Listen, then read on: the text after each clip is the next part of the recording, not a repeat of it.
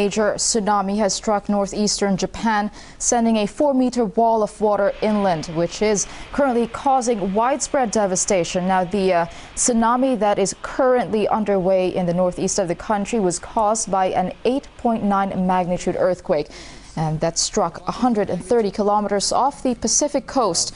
Well, aftershocks have been felt within the last few minutes, and so far, 23 people are confirmed dead. But that number has been rising and is expected to rise. Now, there are also reports that the first wave has reached Russia's Kuril Islands to the north, reportedly around a meter high. The waves of around a meter high. But as you can see in the pictures, you have massive walls of waves just eating up everything in its path. Now, the devastation, there are about 200 people who have reportedly been washed away. Several others missing on Japan's Sendai Island. Now, that is the part of the country that's closest to the epicenter. Of course, the damage, the quake itself was also felt in Tokyo, with fires and injuries widely reported. They are still trying to calculate the economic costs, damage to infrastructure. And right now, you're looking at an oil refinery that is ablaze in Ichihara, Chiba Prefecture, and the authorities are still having a hard time containing the blaze. Has been going on for quite some time now. Now, the Narita International Airport is also reportedly shut down. Now, just to remind you, an 8.9 earthquake hit the northeastern part of the country. That's at around 2:46 local time in Japan. That was in the middle of the afternoon. Widespread destruction being reported.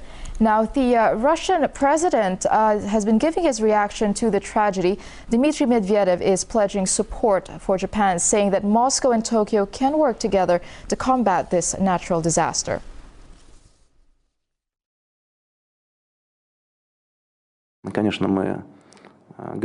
Of course, we're ready to help our neighbors in overcoming the effects of this severe earthquake. A state of emergency has also been declared on our soil, on the Kuril Islands in the Sakhalin region, where all necessary measures must also be taken to prevent damage and loss of life. The tsunami has already reached our shores, and we must all be consolidated at this time. I'm now ordering the emergencies minister to present a plan of assistance to Japan. Well, the Prime Minister of Japan has also given a statement earlier to calm the citizens as the devastation continues to unfold. He did say that there has been no damage to nuclear power plants, although there are about 14 industrial complexes that have been affected by the earthquake. Now, as of the moment, we have the government confirming 18 deaths, and this number is expected to rise. You're looking at pictures. Okay, earlier it was the wall of water eating up anything in its path. Now it's an oil refinery ablaze. This is just east of Tokyo. All of this destruction has been caused by an 8.9 magnitude earthquake, and it struck about 130 kilometers off of Japan's Pacific coast. Dramatic pictures there in the coast where the earthquake had struck.